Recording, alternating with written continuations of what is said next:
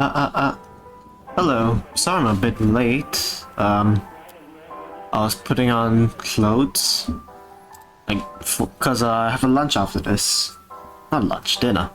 We have dinner after this, so I, just wanted to make sure I had my outfit set. I bought new pants, I was looking for it, but can't seem to find it, so I'll probably ask after. I'm already wearing a proper button up, so might as well fit the pants for it. Anyways, today is developmental psychology studies. So first and foremost, we'll be going through Vineland Adaptive Behavior Skill, also known as VAB, for short film acronym. Now the notes I have here don't really have a whole lot, hence why I have my book with me as well. This book, at least I have a fair bit of the workshop details included. Look for it. So it's social psychology. It's biopsychology. There you go. The one we'll be looking at today, Vineland, is a skill for both handicapped and non-handicapped individuals.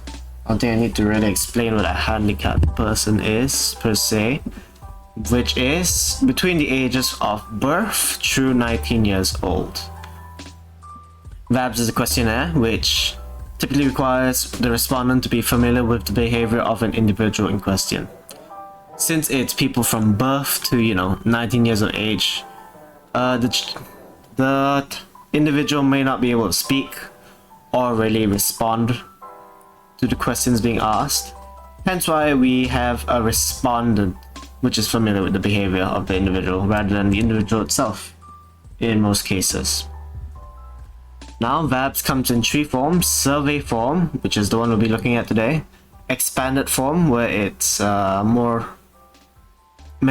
questions based on specific things. I think this is the one for those that are more disabled, I believe; and classroom edition, where it's basically for those that need a teacher to be the respondent rather than a parent or guardian or simply just a caretaker. Now, adaptive behavior is defined as the ability to perform daily activities required for personal and social sufficiency. Four domains that are included in this is communication skills, daily living skills, socialization skills, and motor skills. Communication skills being how well the person can communicate. Daily living skills being basically the autonomy, how well they can do things for themselves. Socialization is how they socialize, and motor skills is the one that's a bit more special. It's for, let me look through it. Those that are below the age of 6 and split between gross and fine motor skills. Gross motor skills basically being how well they are able to use their hands and legs for movement, and fine motor skills is how they use their hands and legs for manipulating objects. Now first, the split for communication skills is between receptive language, how well they understand; expressive language, how they speak or respond; and written, how well they can read and write. And by the way, just making sure, all these are based with the expectation that the child has nothing wrong with them mentally or physically. Next is daily living skills, is their personal, whether they can eat, shower, or clothe themselves basically. Domestic, how well they can help others around the house; and community, things like their understanding on time, money, and telephone or job skills. Which these evaluates personal living habits, domestic task performance, and behavior in the community. Socialization skills is their interpersonal and relationship skills, how well they can interact with others.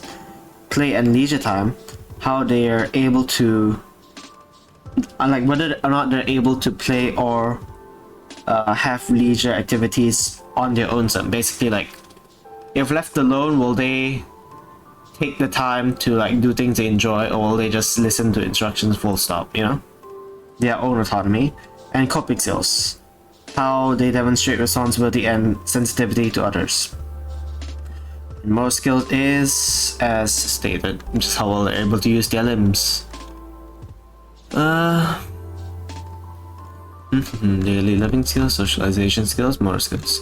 Now these are all based around like the American system. In Asian communities, it's typically seen that daily living skills is reduced, like overall. That's mainly because from the looks of it, typically with Asian families, the children are usually taken care of, like parents are more hands-on in Asian communities rather than in Western cultures. Now for the survey form, it contains 297 items, and the administration takes over 20 to 60 minutes. It's constructed to measure adaptive behavior and aid in designing educational, habitative, and treatment programs. And while this thing does contain 297 items, they are delegated based on the age of the individual. So typically, they'll be like between all the four, like communication, daily living tasks, socialization skill, motor tasks, and the receptive, expressive, there are age marked on the side, so you'd ask based on the age of the individual. They tick whether the person can do it, partially do it, or can't do it at all, with some saying that it has to be one or the other. And in a case where the child cannot achieve the first task in their age bracket, you'd keep going back until 3 concurrent ticks are found, which is what we call the basement, the level basement.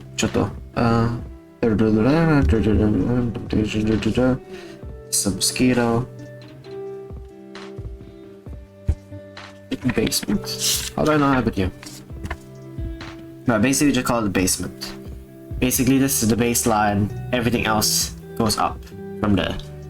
Then you typically keep on going until there are 3 concurrent X's, where it's X, X, X. If there's a gap between the two, where it's like a X tick X, then you'd consider it as keep on going.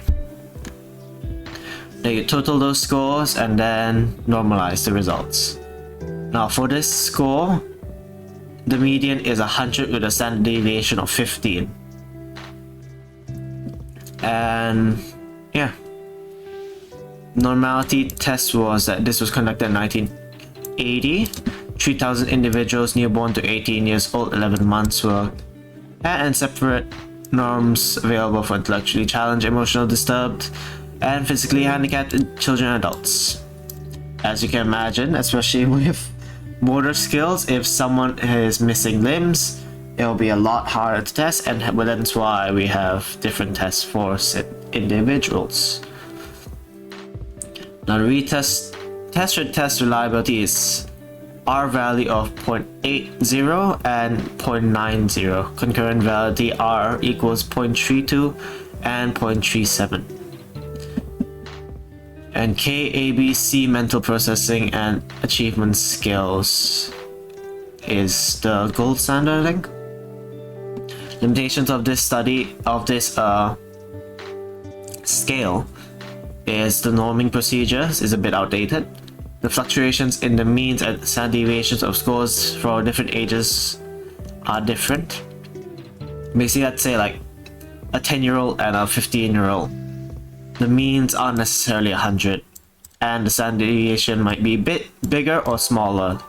But in this scale, it basically just sums up as everyone between the birth to 11 months years old is considered as 100, standard deviation 15, which is a bit...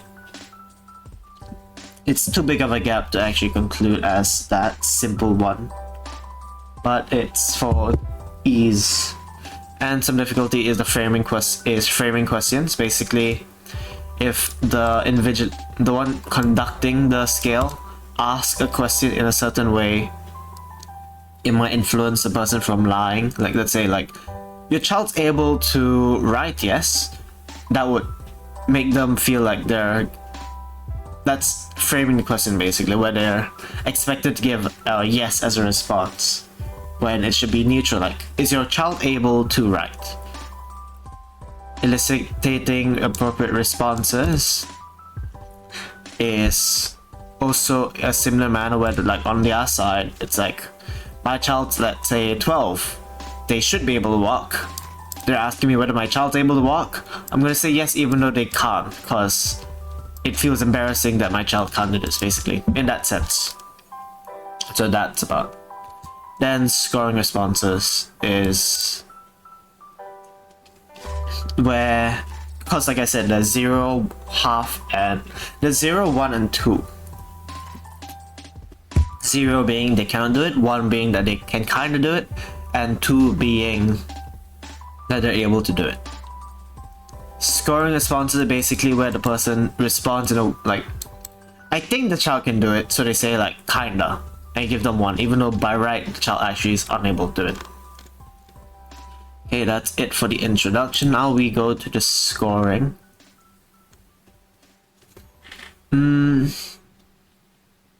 Actually, this scoring one's a bit difficult. I don't think I can really do that for you guys. That's essentially abandoned.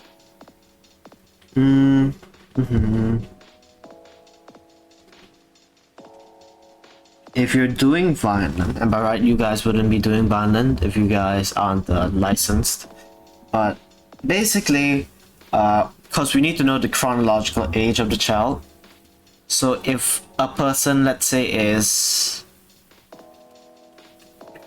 because the way we do it is based on the age of the birth of the child and the time that we're doing the survey. So we'd have to minus off the age to find out like the chronological age of the child.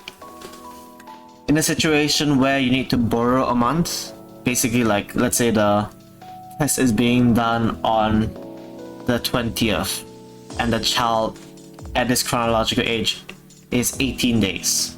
You'd have to borrow a month. We just use 30 days for the entire year. Doesn't matter, like, oh, January is 31 days, February is 29, 28 days, depending on, you know. So yeah, we just use it all straight 30.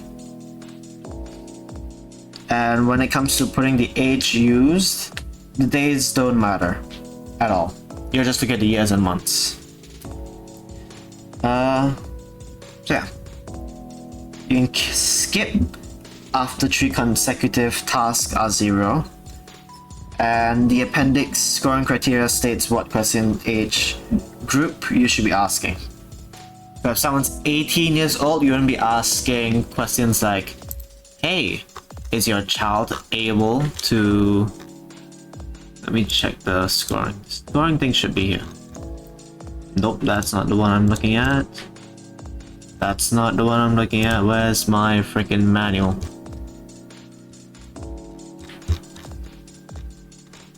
Where's the questions table? Okay, give me a second. VAPS should be which 3? No, this is not VAPS. 4.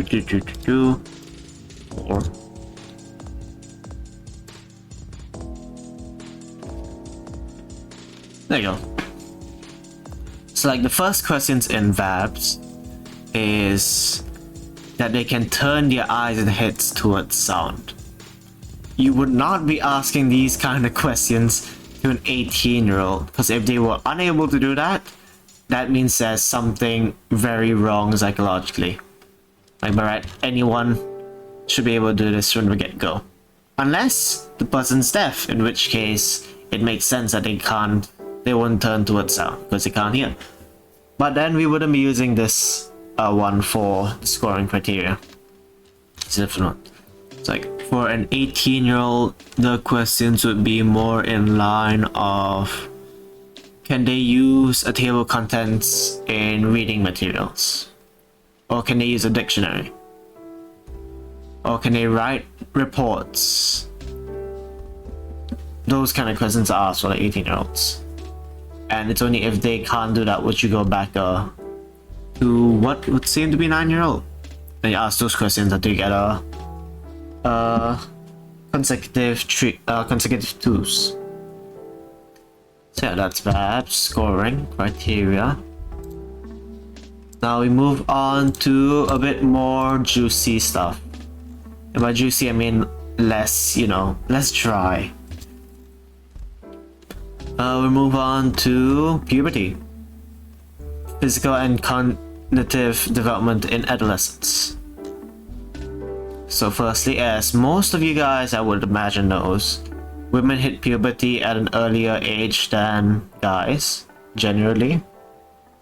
There's always different cases, like there's always some individual difference, but typically that's the case.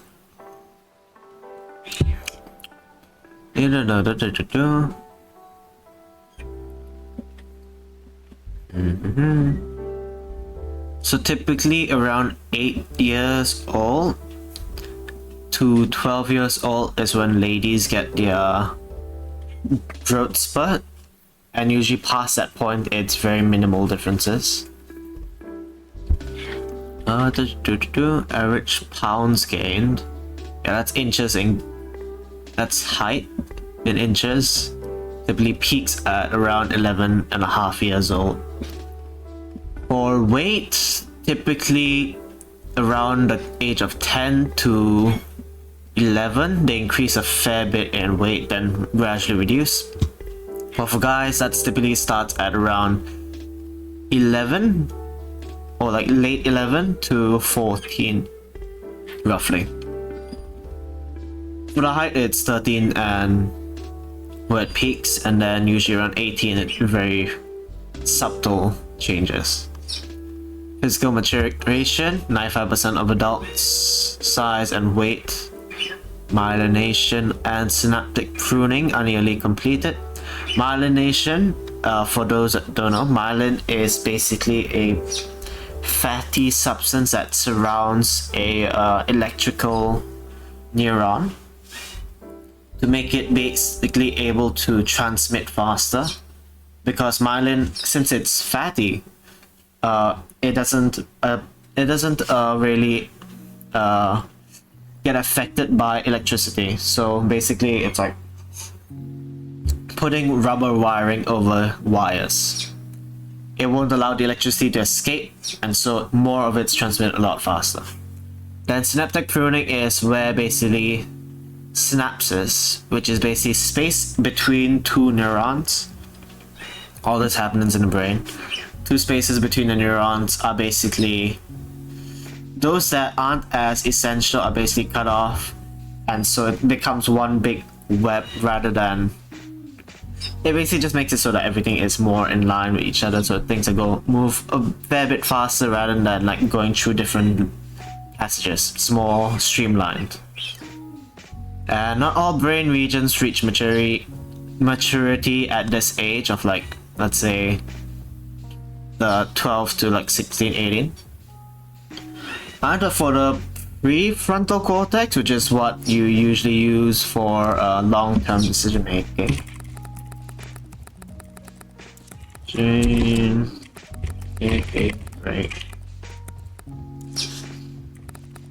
Don't want to give you the wrong facts. Just double check. Yeah, prefrontal cortex and also the hippocampus. Hippocampus is more for hippocampus, and I think hypothalamus are responsible for memories for the most part. So the prefrontal cortex only really reaches maturity at age 23, which is why you typically see a fairly big change at the age of 23, where people are able to think more long term. Although Autistic people typically only reach this stage at age 35 due to slower brain development in a sense. That one is not inside this, but it is information that I have gained from external sources. Let me see what I want to search up. Obviously this isn't for all cases. Autism is a spectrum. Doesn't mean it's a 1 to 10 graph. It means that there's large array of differences. So not all people have the same ones, and some people have different ones, all unique in a sense. On brief. Go vortex. Did I spell that correctly? Not at all.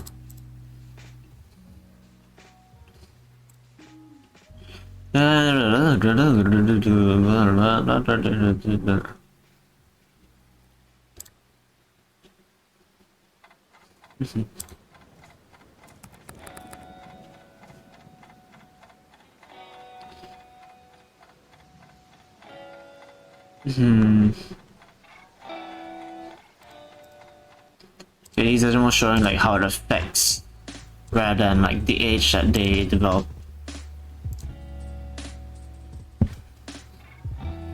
Typically it's 25 or 35. I'm not quite sure. I think it's 35, but I could be wrong. Pretty sure it's 35 though. And brain systems are responsible for self-control. Some brain systems responsible for self-control are not fully socialized until adulthood. Basically, the body is at its physical peak, but the brain is not quite there yet. Hence why typically at this age they're a lot more rugged and more, I'd say, barbaric in a sense. Especially in those cultures that typically advocate for violence and aggression. You'll see that the kids tend to try to push others around and whatnot. That's because this part of the brain isn't developed quite yet.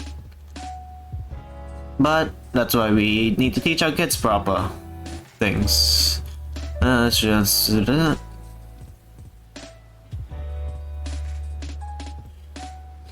Okay, that one doesn't matter. Now, physical signs of maturity.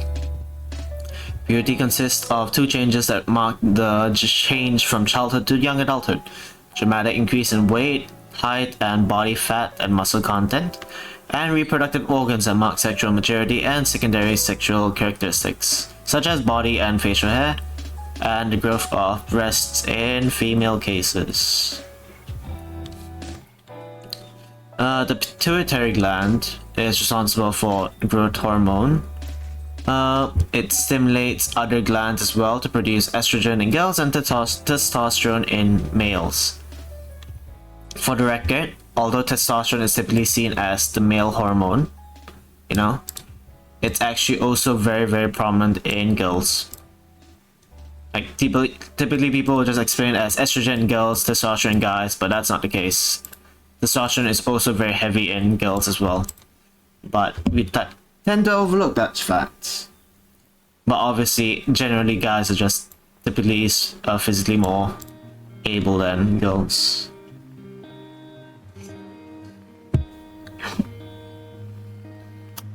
I think I've said this one already, that fact. Wish I really stated that fact in the previous class, quote unquote, not teacher. Puberty timing is generally regulated and is affected by health and nutrition. A daughter's age at menarche relates to her mother's age at menarche. Basically, the age that their mother would have reached puberty is typically the same with the daughter. Primary sex characteristics are the organs of reproduction. Secondary sex characteristics denote physical signs of maturity but not linked to reproduction. So menarche is for ladies, but it's onset of menstruation, And spermarchy is the first spontaneous ejaculation of sperm containing fluid. Wow. That's how you can, like, that's typically the main primary sex characteristics for males and females. Females would be menstruation and males is ejaculation. I too was surprised when that was the answer that teacher expected. Because like, it was given as an MCQ in the workshop, and I was like, I showed it to my friend because at the time I was visiting my friend's school for the first time, an art school, which looked like an absolute prison. And I was like, hey, look at the response to this one. And I chose the other one, which I think was like hair, face, like pubic hair, I think. And it was like, oh, yeah, no, it's this one. I was like, oh wow, that's actually the case. You know, these girls who mature earlier often lack self-confidence, are less popular and more likely to be depressed and have behavioral problems, are pressured into sex early, and at risk of becoming teenage mothers, typically seen in poverty. Although this is not true for all, of course. This is more American oriented. So if you're in America, that's more likely to be the case for you. In other cultures, that's not necessarily true. For boys, when they mature early, are more at risk of depression, substance abuse, participation in early sexual activities. Surprisingly, they link, because you know, early sex, that's what you expect. Physical impact on body image. Girls become more critical of appearance, are likely to be more dissatisfied with said body appearance, and especially when friends discuss their appearances. Boys typically are more displeased when falling short of an idealized masculine body image, and peers aren't really a source of the pleasure. Basically, it's more internalized for guys, more externalized for girls. That's very true for most things. Then eating disorders, we look at 2, even though half that freaking sentence is blocked off. So anorexia nervosa is a disorder marked by a persistent refusal to eat and an irrational fear of being overweight. It's a serious disorder and can lead to death if untreated. Bulimia is a need between periods of binge eating and purging themselves through self-induced vomiting or laxatives. Binge eating teens consume 2 days worth of calories in less than 2 hours, and they typically purge 1 or twice a day. I'm pretty sure most of you guys would understand what bulimia is, but yeah, that's basically it, where people binge eat and then they vomit out all the food, basically in this hopes that, hey, all this food I enjoyed tasting and I won't put on the carbs because I'm puking it all out. While anorexia is just simply the refusal to eat food, full stop. Both are very bad in their own ways. Bulimia can really destroy your esophagus because your body should not be vomiting so often. And also, it basically conditions the body to do this act. So those that do bulimia could very easily vomit based on like the smallest instances of things. Now, both disorders are hereditary. You inherit it in your bloodline. Although there are psychological factors as well. If you see your parents doing it, that's typically the #1 role model, so you'd be more likely to face it. That, and also if your parents expect, you know, are super critical of their own appearances, they too would be very critical upon your appearances, hence why it's hereditary, but not quite. Similar to depression, like depression is typically part of your genetics, but at the same time, if you see your parents are depressed, the #1 like thing that's meant to keep children feeling like they're safe and like secured, if they see their parents are the role models of security and whatnot, depressed, it increases likelihood of them becoming depressed by like 80% or something. Now, psychological factors: adverse life experiences, negative self-esteem, mood or anxiety disorders, over concern about one's body and weight, boys want to be more muscular typically, and dieting. Internalizing the thin body image that is often thought to be ideal in Western cultures. Basically, you see supermodel in the magazines and on TV shows and you're like, dang, I need to be like that, if not people won't like me. Research evidence: Kian et al. 2013 did a systematic review of 19 studies, showed that females are more likely than males, with a 4.2 times ratio for lifetime prevalence of any eating disorder, and Western cultures are 6.1 times greater to find this need to be the ideal weight and image than South Korea. Basically, South Korea representing Asian cultures, or the East, basically. Pike and Dune, 2015, found that the rise of eating disorders in Asia, that Japan has led the pack, followed by Hong Kong, Singapore, Taiwan, and Korea. Second wave of ASEAN countries being the Philippines, Malaysia, Indonesia, and Thailand, lastly Chinese and Vietnam. Basically, where eating disorders are becoming a bit more prevalent in Asian countries thanks to the Western influence, making people become more self-conscious of their quote-unquote flaws. Then again, South Korea is not too big of a surprise there. With idol culture and whatnot, it's very clear that image is very, very prevalent nowadays in that side. Now, Piaget, a man who everyone should know if they're doing developmental, would say that this period of life is the formal operational period. Formal operational period being 11 years to adulthood. And this means that they can reason abstractly and hypothetically. Before this is the concrete operational stage, basically where they're able to think about anything concretely, meaning that they can understand how volume works. If they're, shown 2 jugs with the same amount of volume, like let's say you take 2 cups, you pour it into 2 jugs, and it fills up all the way, both sides, they can reason that both are the same, despite being different shapes. Maybe one's a bit wider, one's a bit taller. They can at least reason that, hey, this is indeed the same, because it came from those 2 cups, meaning it's the same volume.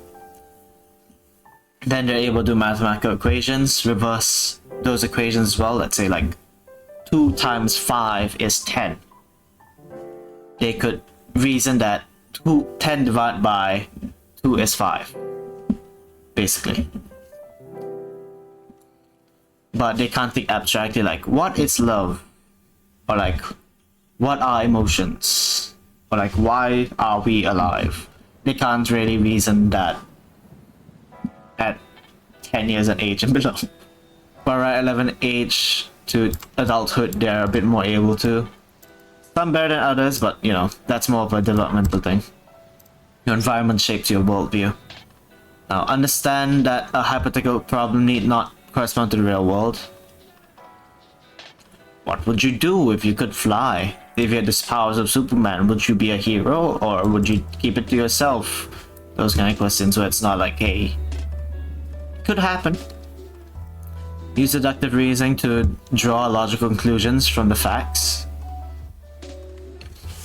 A man is found to have been mauled. Later on, you find a dog that's covered in blood. You find that the body has similar bite marks to a dog. Using deductive reasoning, you could say that in all likelihood, the dog bit the shit out of the man and killed him. Deductive reasoning. With this type of reasoning, if the premises are true, then the conclusion must be true. Example, all the dogs have ears, golden retrievers are dogs, therefore they have ears. Wow. Piaget overestimates the abilities of analysts, so that's like one of Piaget's biggest flaws with his theory. Now, information processing. Working memory and processing speed. Adolescents have adult-like working memory capacity and processing speed, enabling them to process information efficiently. Content knowledge. Adolescents' greater knowledge of the world facilitates understanding and memories of new experiences. Strategies and metacognition.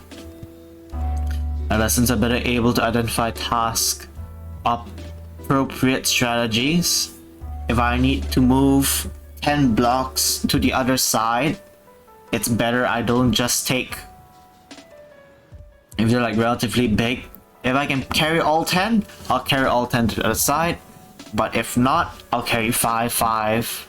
That way it's not too much of a struggle for me, and I can get it done in 2 cycles rather than taking 1 block each and going to the other side.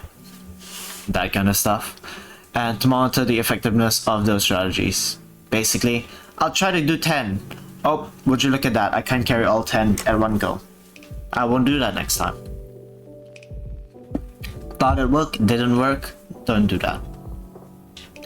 Or, it didn't work with me putting them all in my hands. Maybe if I use my shirt to wrap the blocks around my shirt, I'll be able to do all 10 at once. That kind of things. Adapt, improvise. Problem solving and reasoning. Adolescents often solve problems analytically by relying on mathematical or logic, and they can detect weakness in scientific evidence and logical arguments. Basically, by detect weakness in scientific evidence, basically saying, hey, did you know carrots can make you see in the dark? And they'll be like, nah, that's not true. I eat carrots all the time and I can't see in the dark. That means you're lying to me. After all, this is deductive reasoning from Piaget's formal operation stage. Now, features. Adolescent egocentrism is basically where adolescents are overly concerned with their own thoughts and feelings. For example, when a child's mother or grandma dies suddenly,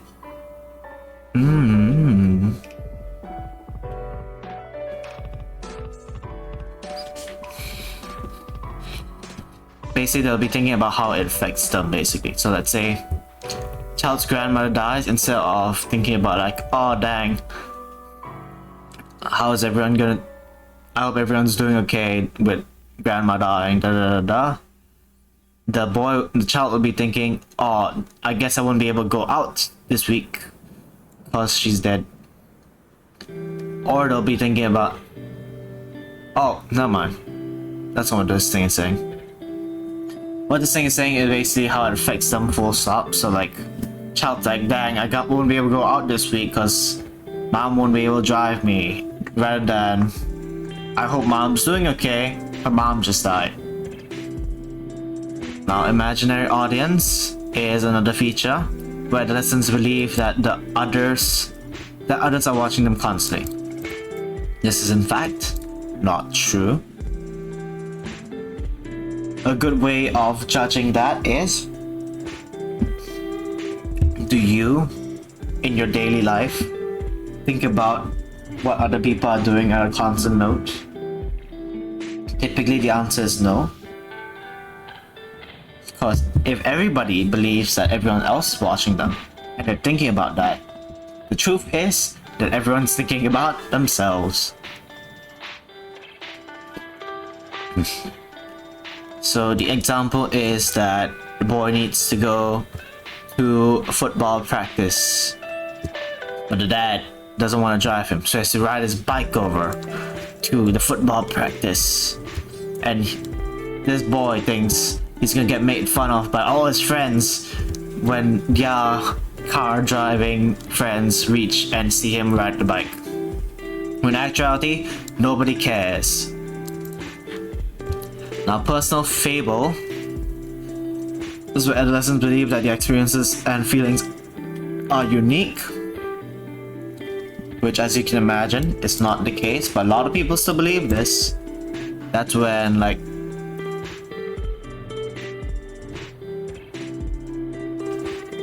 basically, let's say you got a daughter. Your daughter's boyfriend decides to dump her and date another girl. Your daughter now believes that she's the only girl who's ever felt this way, and that you could never relate to such tragedy and pain as she has. That's personal fable. And the illusion of invulnerability, the saying where like kids believe that nothing will happen, that things that happen to others won't happen to them. You know, like, yeah, you know, if I drive super fast in my car, there's a high chance of me dying, but that's not gonna happen to me, cause it's me. Yeah. Adolescents think that misfortune happens only to others. What is the example?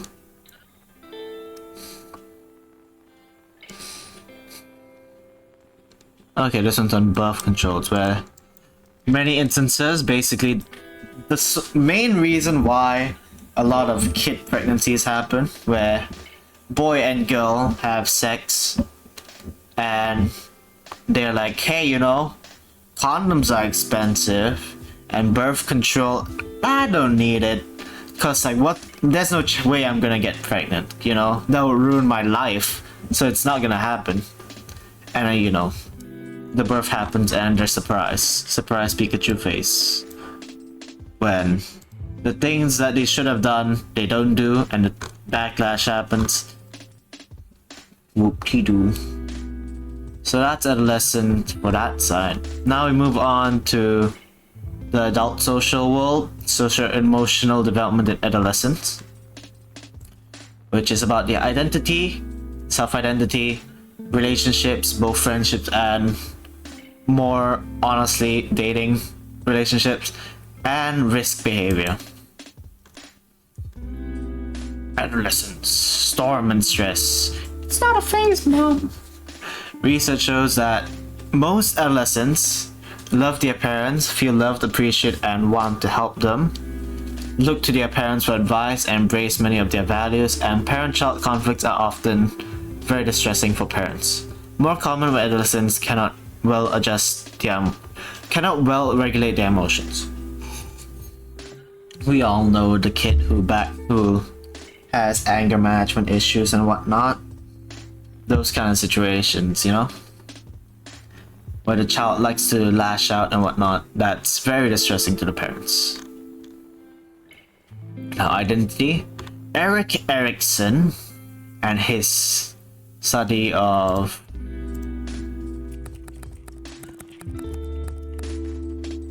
psychosocial development.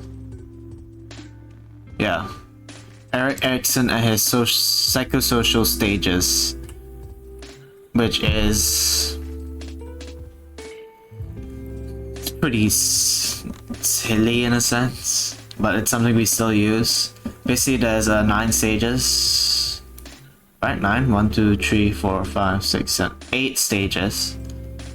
Basically, overall in your life, where first one is trust versus mistrust, second is autonomy versus shame and doubt, initiative versus guilt, industry versus superiority, the one we're looking at, identity versus confusion, intimacy and isolation, generativity versus stagnation, and integrity versus despair.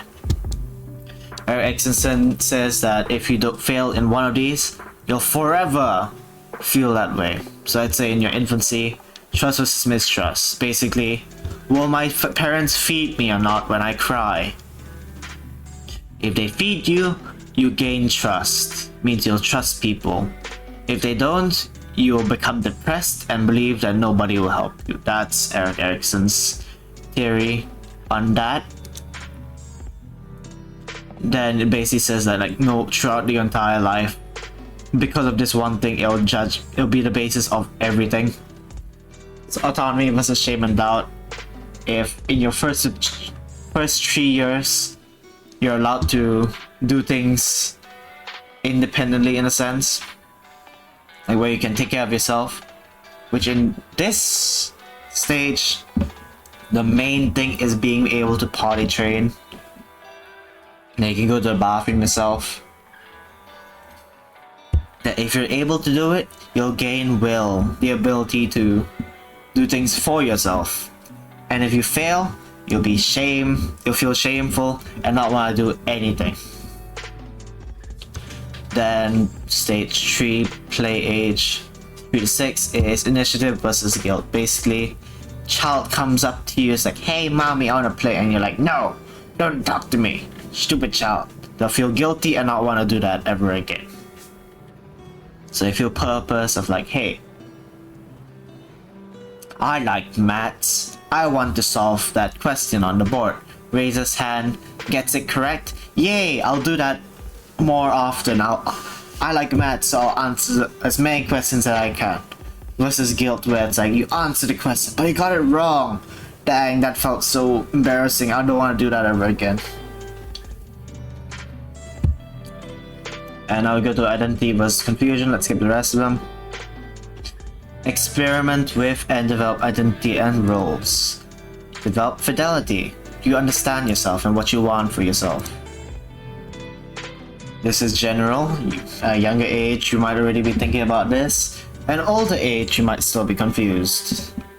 Which I guess in a sense is just part of Erik Erikson's theory.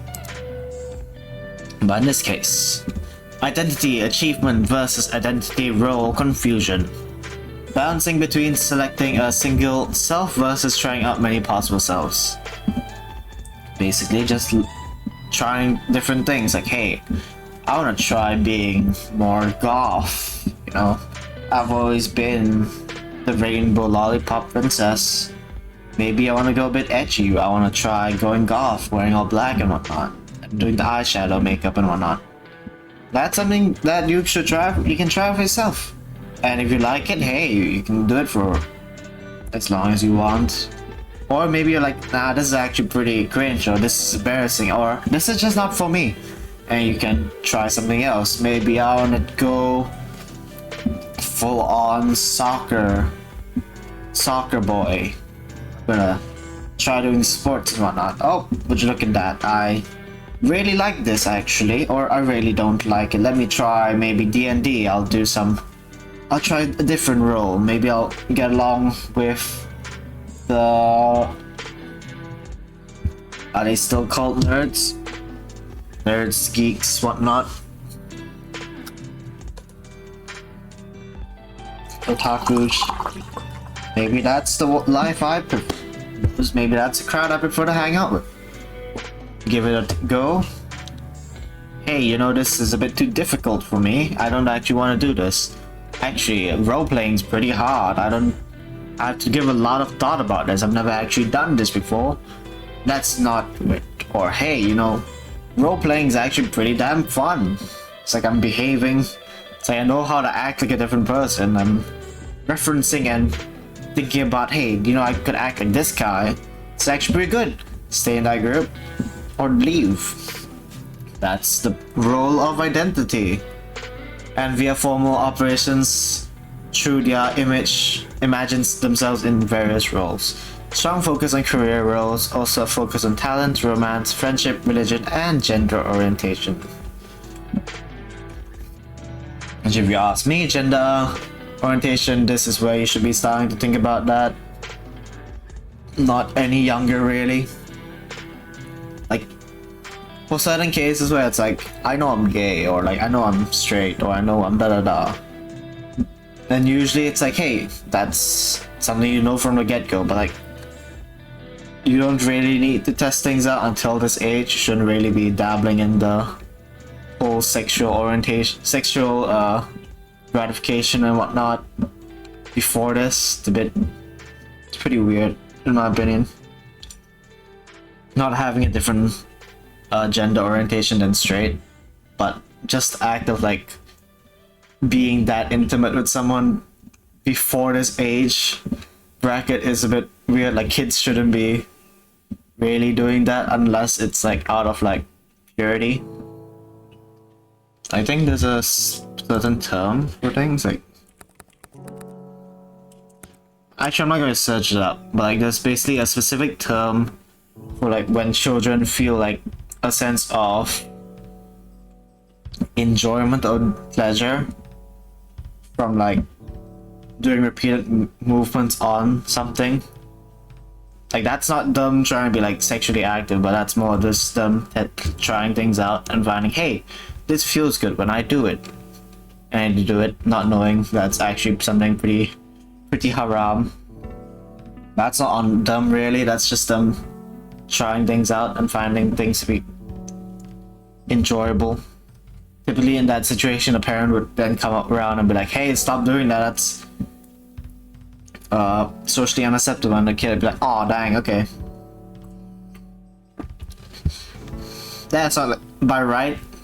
Intervention isn't needed unless they end up getting like addicted to it. Then a parent should 100% step in and tell them, hey, stop doing that. It's not good for you. You'll blow yourself up if you keep doing that. Like, what? Really? I'll be like, yeah. Your groin will implode on itself, and you have to crawl on the ground from then on. It's like, I don't want to do that. It stops. Anyways, moving on, it's identity statuses. So it's basically in a sense you could say it's a graph.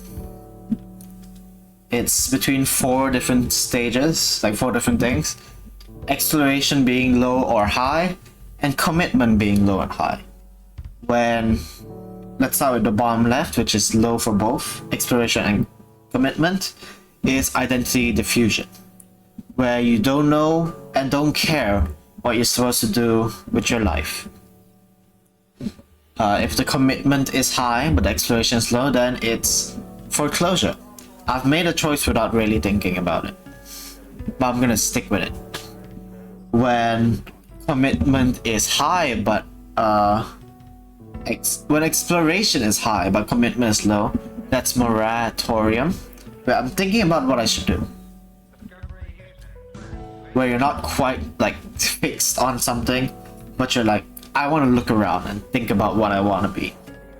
Then there's identity achievement, where your commitment is high and your exploration is high. Where you're like, I've tried things in moratorium, and I found that this is what I want to be, or this is how I feel. And I'm sticking with it. Or, as the thing that says here, identity achievement, I thought about it and I now know what I should do with my life. This is a theory by James Marcia on identity statuses. Moving on, and we've reached the hour point, is ethnic identity. Ethnic identity is developed by members of ethnic minority groups. A feeling of belonging and learning that special customs and traditions of their group's culture and heritage. And 3 phases of achieving this identity. It's interest, exploration, identity achievement. This interest where you don't want to deal anything about your ethnic, where you try to abandon your bloodline and heritage. Exploration where you can like just try it out, test it out.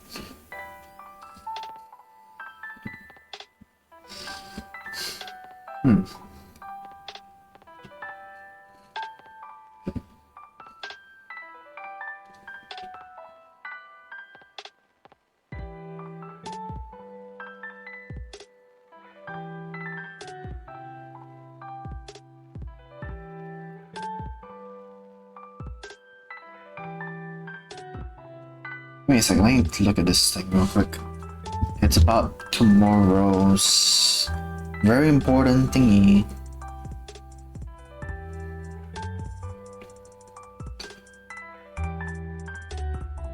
Monday social.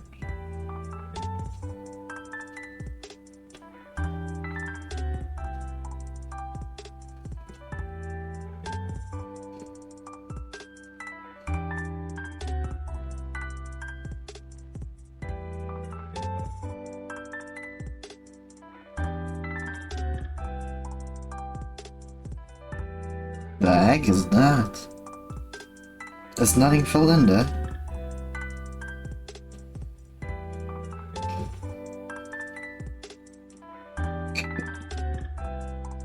Bit weird.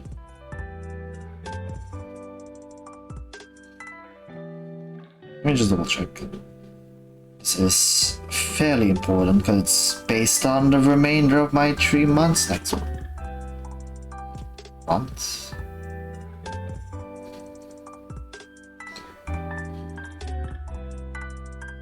Oh, that's a shame.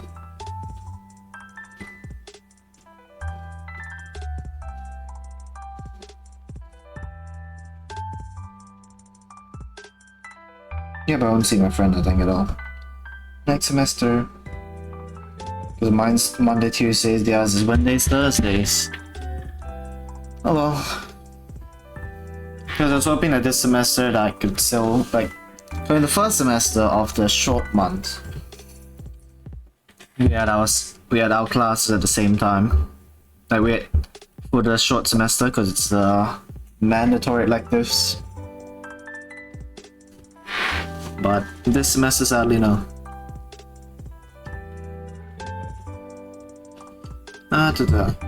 Ethnic minorities benefit from a strong ethnic identity.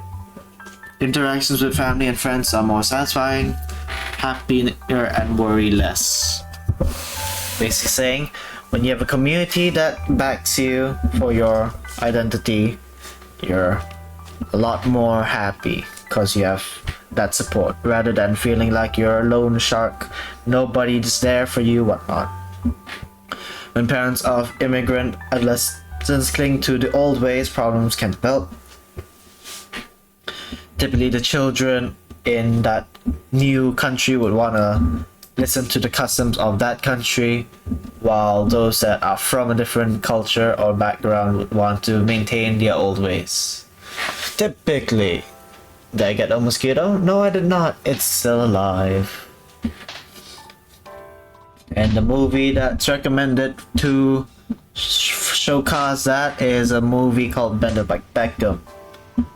Basically a movie about one girl being from the UK, another one having been born in India and moving to the UK with her family, and them trying to find out who they want to be. It's a bit of a love. There's a bit of love in that movie as well. But like, hey, both girls like the same guy. Oh no, what's gonna happen? And whatnot. It was an okay movie. Oh yeah, it does showcase a fair bit of that. Self-esteem. Looking at this graph, dips the most when they're 18 to 22 years old. That's when you're most likely to be put in a new situation, like a completely new situation, and basically you have to figure out things for yourselves. At age 60 to 69 is when things are peaked. Basically, you're the most comfortable in your life, you have most things going for you at that age. Things couldn't be better. And then past that age, 70 and beyond, males take a massive dip to their self-esteem. Typically because they have to retire, or like they think about retiring.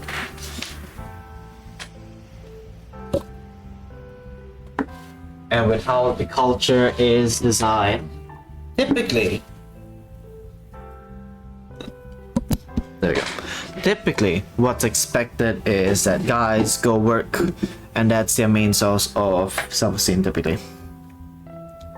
For girls, typically they have a lot more outlets for like things. Usually it's like, hey, it's good to see you, I'm happy to be with you. For guys, it's like, hey, you haven't proven anything to me yet, so I don't care about you.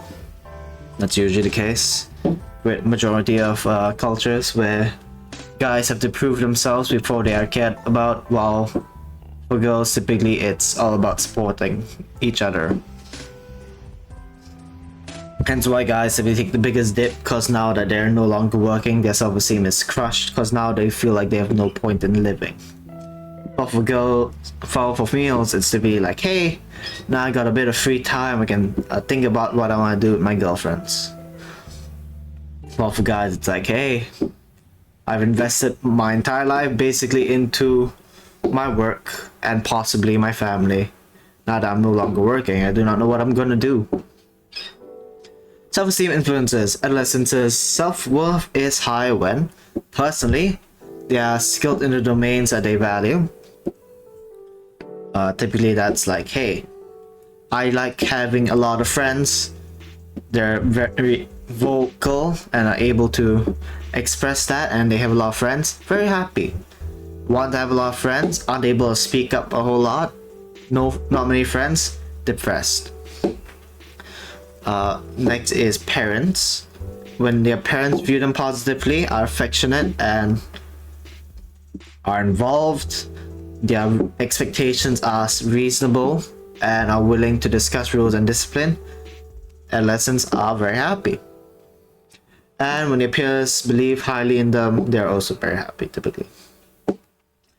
Because it's once again back to having that feeling of community. When your peers believe in you, you're like, I got people supporting me, I can do it. When your parents support you, that's typically like one of the biggest influences. It's like, hey, my parents support me, I know I can rely on them if I need help and whatnot. So that feeling of responsibility is there, but at the same time, they also don't feel like they're alone in it, and that they have people looking out for them and wish the best for them. Relationships.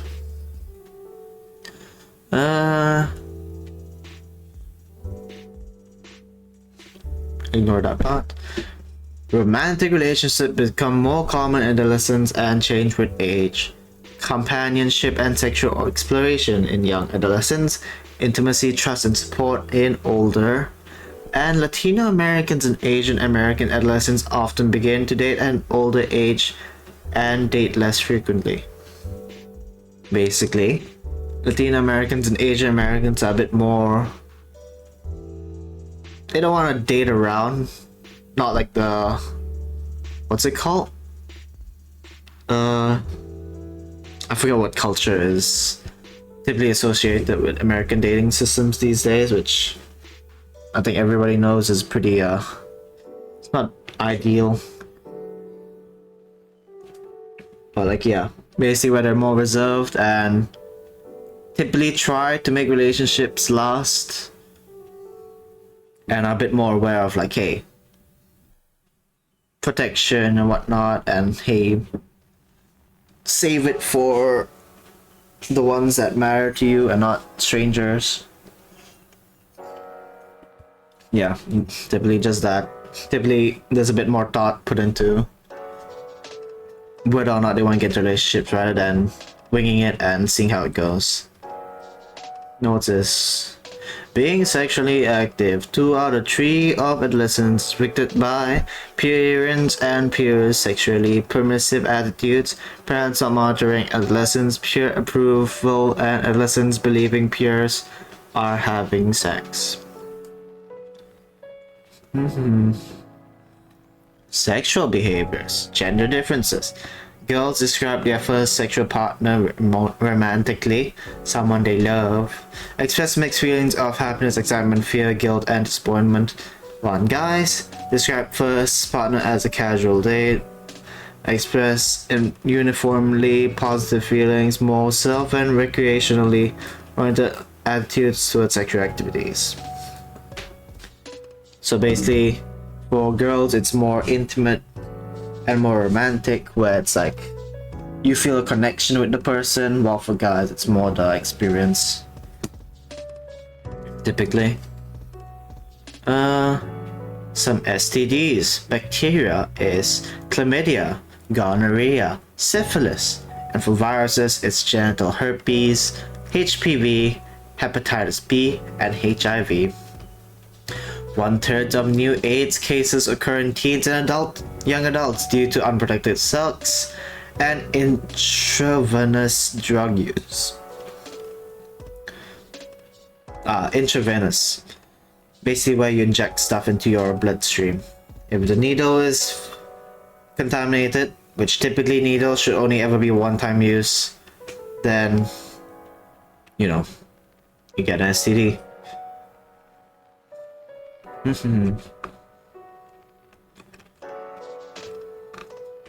Risk behaviors: substance abuse, drugs. Most adolescents avoid drugs, thankfully. Alcohol: 50% of teenagers drink, more likely when parents and peers drink, and to cope with stress. Smoking. Smoking begins between 6th and 9th grade. Comprehensive school and community programs can reduce teen smoking. Adolescent limited antisocial behavior. Relatively minor criminal acts by those who aren't consistently antisocial, usually relatively short-lived, usually vanishing by late adolescence or early adulthood.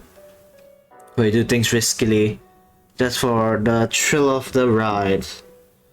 And life cause persistent antisocial behavior. Antisocial behaviors that emerge at early age and continue throughout life.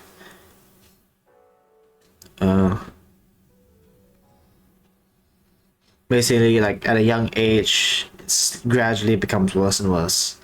It's like at age 3, you start hitting people and nobody stops it, or like, and then you're like, hey, you know, since nobody stopped me, it's the right thing to do. At age 12, you shoplift, you get away with it. You start shoplifting, and you keep getting away with it. It's like, hey, I can get away with crime. At age 16, you steal cars. But less than 5% of youths actually fit this pattern. But it's important to know, you know, 5% is not a whole lot, but it's actually quite a lot. It's that double negative in a sense, where it's like, you just said it's not important, but it's important. Yes, it is.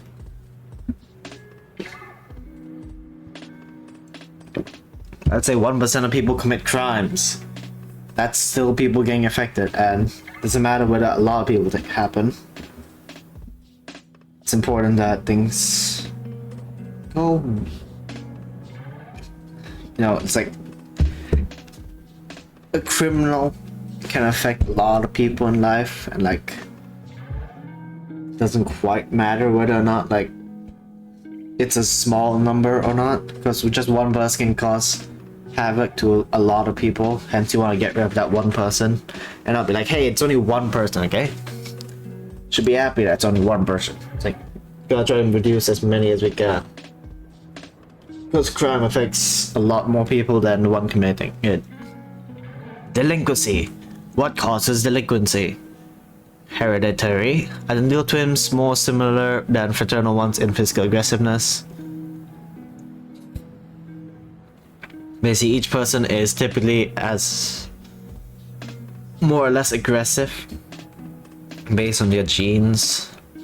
Biology being temperamentally difficult. Like, you know, when they're born, they're basically like that. Cognitive processes, family processes, poverty. When someone's poverty, they're more likely to be more delinquent. Basically, when there's a lot of pushback, they like pushing back. Treatments and preventions. Benefits of certain intervention programs outweigh their costs. Treatments and prevention must be addressed from several fronts simultaneously. Can't just be like, hey, you're doing very bad at school, home life is pretty bad, we'll send you to a therapy course once a week and that will solve everything. No, gotta address the main cause, not just assume that you can fix the symptoms without even looking at the cause. Basically, nip aggressive behavior in the bud during elementary school years, teach academic and social skills. We've all had that moral class. It should be self-explanatory, but that's basically, hey, shouldn't be doing that. It's like, oh, yeah, I shouldn't be doing that. Teach parents skills for effective child rearing. Basically, the parents have the biggest influence over the kid, so make sure that the parent is able to do their job and take care of their child rather than giving anyone who messes up. Like, freaking, I don't see why child pregnancies are like, hey, yeah, you know, let them keep the child. It's like, they're not at an age to even look after themselves and you're telling them to look after a child, looking after their own baby. That doesn't make any sense. but that's how society has allowed it to be. Depression. Depression during adolescence involves pervasive feelings of sadness, emptiness, irritability, anger, poor sleep, low self-confidence and self-esteem, and inability to concentrate. Feeling lonely, believing family, classmates, and friends to be unfriendly. Occurs in 5 to 10% of adolescents and typically more common in girls. Depression can result from hereditary negative events, feelings of lack of control. That's not treating depression. 2 approaches. Drugs. Antidepressant drugs correct imbalances in neurotransmitters but increase suicide risks. Therapy. Focus on rewarding social interactions and to correctly interpret them. Basically, someone to be your Jiminy Cricket. Well, and while drugs are a form of help in depression cases, it's not the solution. It is never the solution. Drugs won't make you be better. It'll make you feel better temporarily, but it doesn't solve anything because you're not addressing the problem. It's like, let's say you get bitten by a snake every day, and every single day you're given a dose of antivenom. You're still getting bitten, you're still getting poisoned. Just because you're not dying from the poison anymore, you're not gonna die from the poison anymore, means it's alright.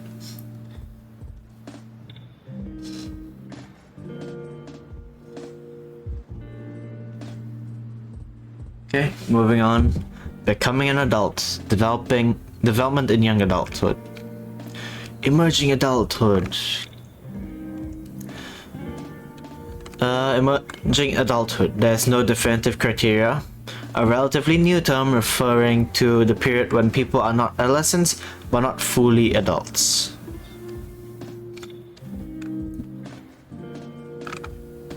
Basically, it's that feeling of responsibility of becoming an adult. Typically, I would say this is when you'd get like your first job. It's when you'd feel like an adult, like this emerging adulthood criteria. But that is my opinion and not a fact. Marking adulthood is the role transition where you take on new responsibilities and duties that mark movement in the next developmental stages, such as marriage. One should be independent before they even attempt at being responsible for someone else.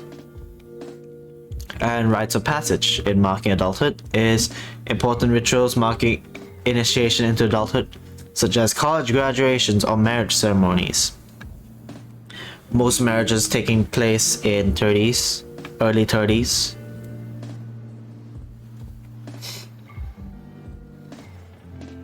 So those of you that are like, oh, I can't find anyone to marry or date, if you wait till you're 30, you'd be surprised at just how easy the market becomes.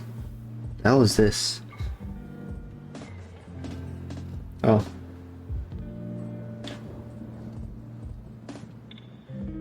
I wanna go to the aquarium. Oh.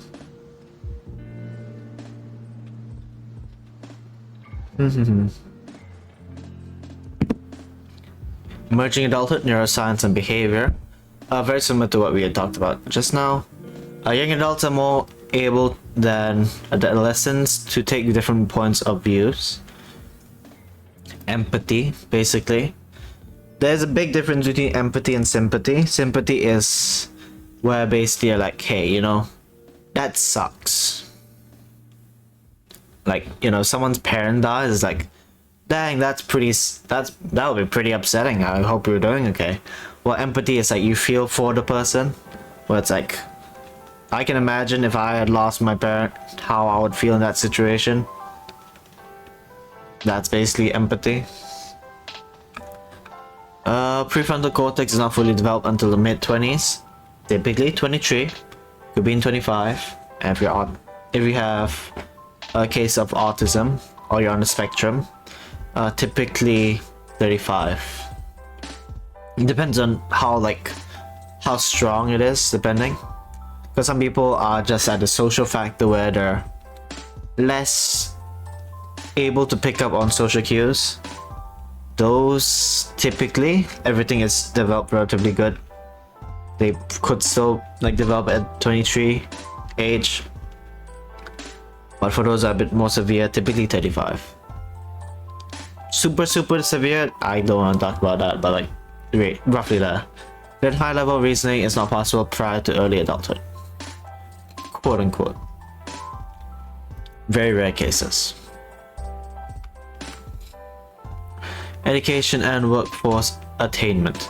Nearly 70% of all high school graduates go to college.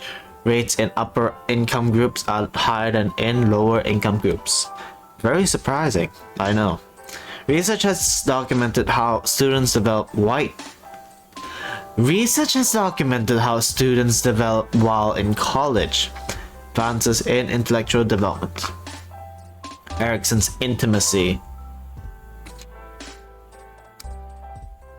Establishing intimacy. A major task for adults is to do Erickson's 6-stage intimacy versus isolation. Will you live with someone and love them, or live with people, or will you choose to live alone? Both are okay. Just wants a fair bit more pressure on yourself in different regards. If you have intimacy, then you're responsible for others, and hence that's a responsibility in and of itself. If you're alone, if you're isolation, then you only have to think about yourself, but at the same time you feel like it's all or nothing. My recommendation is choosing intimacy, finding someone to care about, but that's on you if you decide, hey, I'm okay with being alone. There's nothing wrong with it. What is this? Okay. Struggles of finding one's way into the real world, quote unquote. Locked out form is feeling unable to enter adult roles. Locked in form is feeling trapped in adult roles, where you can't relax, or like you're forced to keep on doing things that you dislike because you're at that age. Commitment. Independence reflects the longer time it takes more recent generations to traverse the challenges of early adulthood. You know? Because that, as much as the older generations like to say how they have it as hard as them, that is not the case. If you look at the graph of income balancing versus cost of living, the ratio is a lot harder now in this age than it was before. Then with the rising population rate, housing becomes a lot more expensive, which is something I don't think I need to explain to any of you guys. I think all of you know just how difficult that is, and just how expensive it is to buy or just rent. Most people are renting houses these days just because it's impossible to actually purchase one. Or at least it's near impossible, or not worth the cost at the current point. So to summarize, when do people become adults? The evidence is clear that a stage of emerging adulthood exists. Achieving adulthood takes longer today. Shedding of formal rites of passage, religious ceremonies leaves less clarity, and defining oneself as an adult rests on one's perception of whether personally relevant key criteria have been met.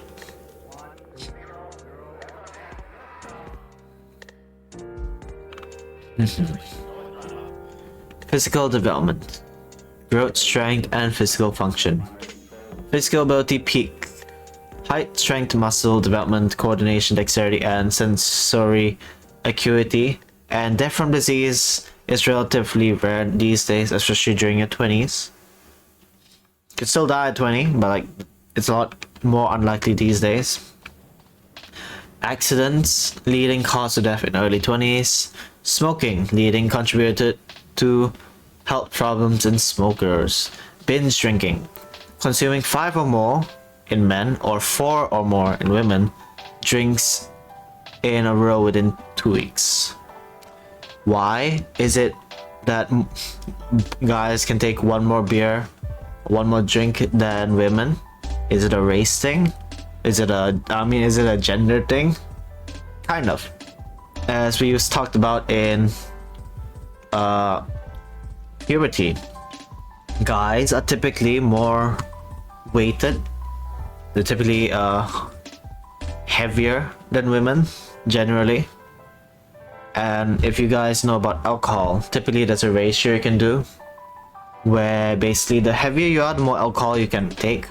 Kind of like how if you shoot a sleeping dart at a person and a sleeping dart at an elephant, you'll find that the elephant needs like 200 times more sleeping agent, or as effective, like more effective sleeping agent than a human.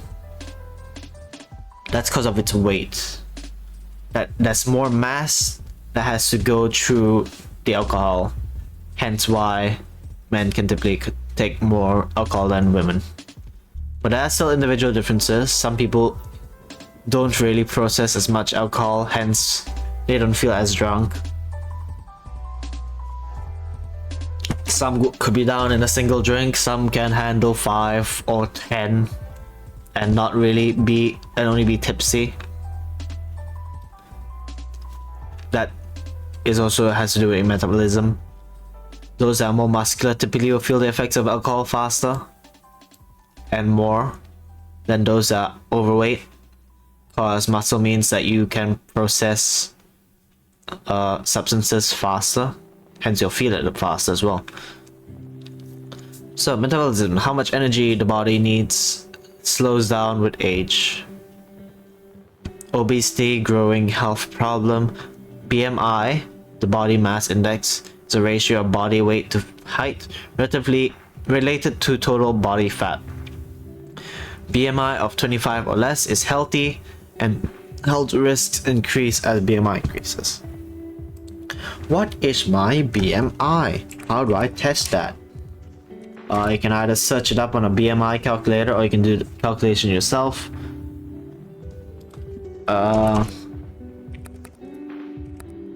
The general BMI calculation is you take your weight and divide it by your height in meters squared. Got that? So you take your weight in kilograms. So let's say you're 60 kg. So I'll take out a calculator. Let's say you're like 70 kg or like 75 kg. Whoopsies, my earphone came off. Let's say you're a relatively bigger individual, you're 75 kg, and divide your height by like 175. 175 squared.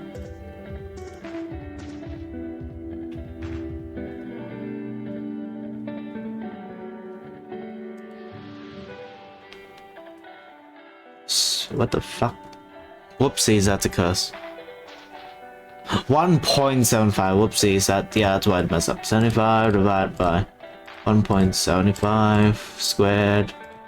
Sorry for the cursing, I messed up. Yeah. It's like, oh, what's the value? Oh, 24.489. How is that? Oh, you're normal. That's good. That's technically normal. For underweight, that's less or equal to 18.4. Normal is 18.5 to 24.9. 25 to 39.9 is overweight, and more than or equal to 40 is obese. So is that good? Is that bad? It depends. They can't be like, oh, you know, I'm actually a BMI of 23, I'm healthy. Not necessarily the case. You could still be like in the danger zone if you like don't exercise. Exercise is always a positive. You should do it if you can. And not really if you can, you should be doing it. Just how much depends on the individual.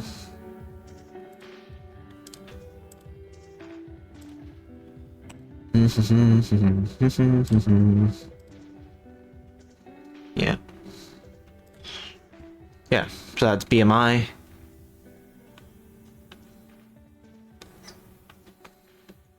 Cognitive development, beyond formal operations thinking in adulthood, post-formal thought, reflective judgment,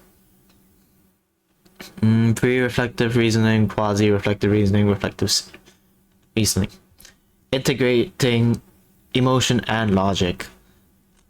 For the beyond formal operations, post-formal thought is basically where informal thought.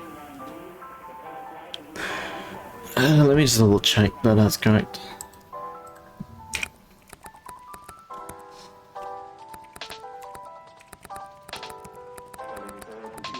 Whoopsies. I don't give you the wrong information, just in case.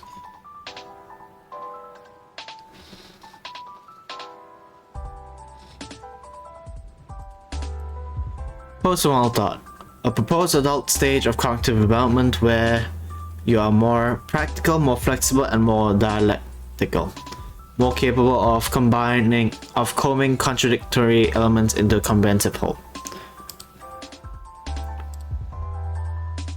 The reflective judgment is being able to think about whether something was right or wrong, despite, like, beyond of how well it affects you or not. It's like, let's say you killed someone and the judge finds you guilty. That's not bad. That person's not a bad person. Just because it really screws you over doesn't mean like that person is bad or evil. Because you know for a fact the crime was something. Yeah.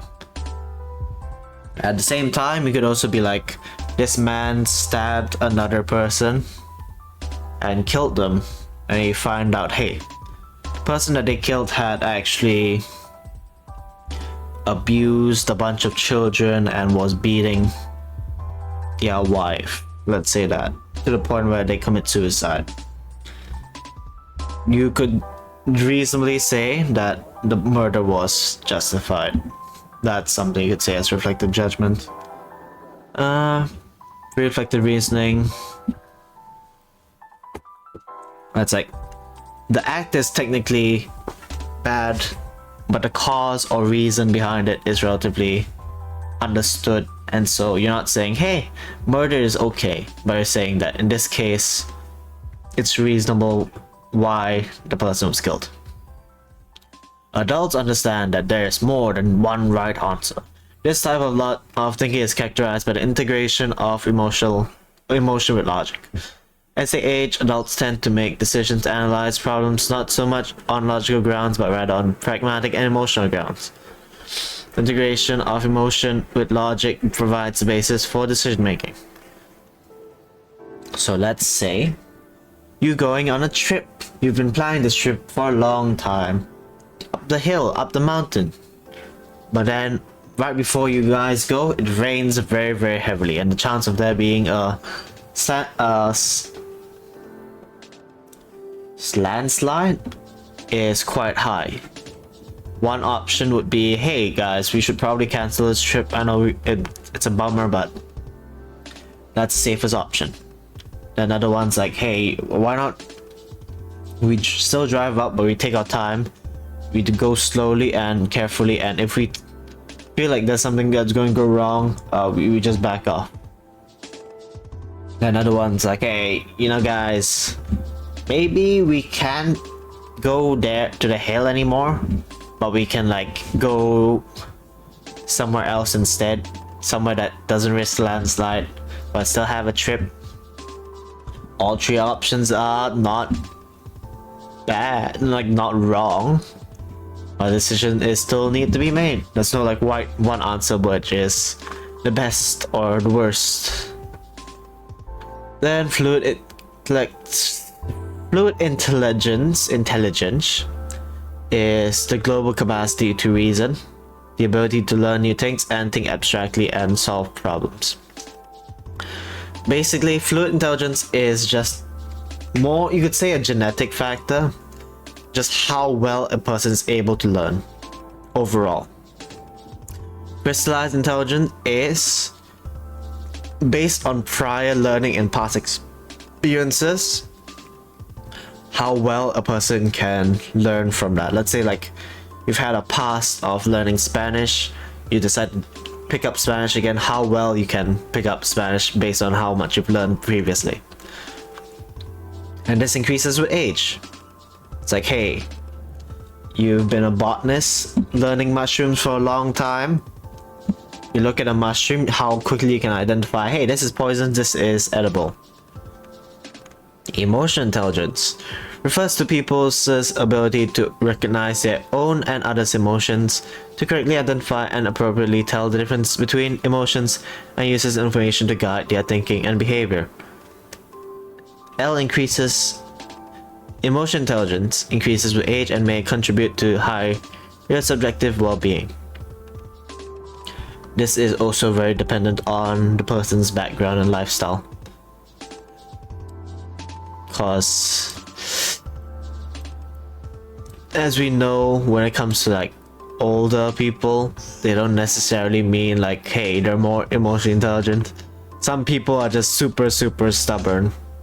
So while this statement is a general statement, it's very questionable, let's say. But by right, someone who is emotionally intelligent will have an increased emotional intelligence as they age, like increased emotional intelligence as they age, more maturity, while those that have low emotional intelligences will probably remain the same throughout their life. Relationships. Effective or emotional. Shared or communal nature. Sociability and compatibility. The ABCs of friendship is acquaintanceship, you meet the person. Build up, you get to know them. Continuation is how long the relationship continues to last.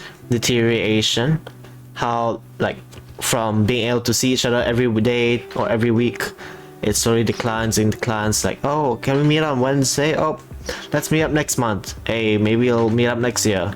And an ending. That's the ABCs of friendship. There has to be a start, there has to be an end. But obviously good relationships, you could continue it, keep it at C. Continuation. You could jump straight to ending if your friend dies. Hence why it's the ABCs of friendship. You're not like, you can't keep talking to your friend if they're dead. In that sense. So it doesn't have to be like, oh, you lose touch with them and whatnot. It could just be a matter of you're very good friends until you or they meet the end. Now, online friendships. With online friendships, trust is an important factor and develops on the basis of 4 sources: reputation, performance, or what users do online, pre-commitment, gain through self-disclosure, and situational factors. Robert J. Sternberg developed a theory on love relationships between intimacy, passion, and commitment. Pure intimacy is liking. Pure passion is infatuation. Pure commitment is empty love. A relationship that is both liking and passionate without commitment is romantic love. One night stand, whatnot kind of stuff. Romeo and Juliet. Fatuous love. Passion is passion and commitment without liking. This is like your F buddy basically. And companionate love is where you're intimate with them, you love them, and you're committed to them, but you're not really sexually active with them. So that's companionative love, where you like to be with them, but doesn't mean you're you have romantic that stuff going on. And consummate love is where all 3 are included. That you're intimate with them, you're passionate with them, and you're committed to them. Love through adulthood. Is it true that opposites attract, or is it more true that those birds of a feather stick together? Truth, birds of a feather stick together. Assortative mating, selecting one's partner based on similarity across many dimensions. Homogamy, degrees to which people are similar, greater when couples meet through school or a religious setting. Developmental forces and love relationships, bisexual. Okay, so the median age of marriage is 28 years old for guys, 26-year-olds for women.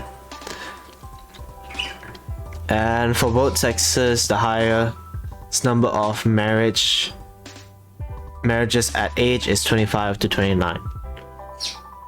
But you'll also see a lot of people getting married in their early 30s. That's more of those that feel like pressured into getting a relation, like getting married. So those ones typically are not relatively good. Usually. Which is a thing you see a lot, where it's like people who jump around in relationships a lot, and then when they reach this age bracket where a lot of people are getting married, they feel pressured to get married themselves, and so they end up in a loveless relationship. Do married couples stay happy? Satisfaction in marriage and cohabitation is highest in the beginning, falls until children begin leaving home, and rises again in later life. Typically, because they have to focus so much on their kids, they can't really... They have less time to show it to one another. But once the kids are gone, they can start to rekindle their relationship with one another. When dependence is more equal, marriage tends to stay strong and close. Basically, one side is carrying the ship will likely crash. Vulnerability stress adaptive model. Marital satisfaction is a function of the couple's ability to deal with stress, given its vulnerabilities and resources at each particular point in time. Basically, if I can be vulnerable with you and you will support me in that vulnerability, it's a lot higher chance of us staying together, rather than if I'm vulnerable and you basically show dissatisfaction or whatnot, then it's likely not gonna last for long. Parenthood, family dynamics and life course. Familitism, the family's well-being takes precedence over an individual family member's concern. A nuclear family is a guy and a girl's... I say a guy and a girl's, but you know what I mean. A guy and a girl's is a father and a mother and their kids. An extended family is a father, a mother, their kids, and possibly that mother and father's own parents. That's what constitutes as extended family. But you also could have like cousins and whatnot also staying in the same family. That's still considered part of extended family. But with nuclear family, it's specifically biological children.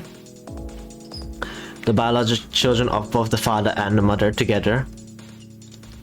And not a mixed family. A mixed family is basically where maybe a father has a child with another person before getting into this one, or the mother has a child with someone else before this like relationship. That's called a mixed family, where there's a child that's not born from the two parents. Parental roles. Couples are having fewer children and waiting longer to have them. Older parents are more at ease, affectionate, sensitive, and supportive. More than 70% of women with children under 18 are employed outside the homes, so perform most of the child-rearing skills. Men who become fathers in their 30s spend up to 3 times as much time caring for their preschool children. Diverse family forms. Single parents. Main problem, reduced financial resources. Single mothers are the hardest hit financially. There is a concern for many divorced single parents, because as you imagine, most people don't want to marry someone who, or date someone who already has a family, basically. When there's options, why choose one of those, basically? Foster and adoptive parents. Major concern, bonding with child. Society resists gay and lesbian from having children and passes laws against it. Yes. for their bonding with child. Typically, if it's less than 1 year, there won't be any issues. Past the 12-month point or 11-month point, that's when there are more issues typically. But yeah, we're not quite at 2 hour point, but I think we'll call things here today. Like, yeah, I think we'll call things here today. I'll get ready for that dinner I'm gonna go to. Probably should groom myself a bit more. Got some nails I need to cut. Yeah. Hope you guys learned something. And I hope you guys weren't like, can't believe he said this, because I'm just stating facts. By right, nobody should be offended by facts, but I'd like to believe you guys are all well and good, relatively adapted to the world, to not instantly try to pounce on someone who's dating things. But yeah, I'll see you guys next time, as in tomorrow probably, and we'll be continuing developmental psychology with middle adulthood, late adulthood, and yeah, that's basically it. Late adulthood. Then we can go through the textbook possibly if we have time. But thank you for stopping by. Thank you, Playneko, for stopping by as well. I did manage to catch a bit of your stream yesterday with Team Fortress, but sadly I had to go because I had dinner plans, so I had to get ready for that. But yeah, you have a good voice, Playneko, and I hope I can manage to catch another one of your streams. So until then, Otsukumo and bye bye.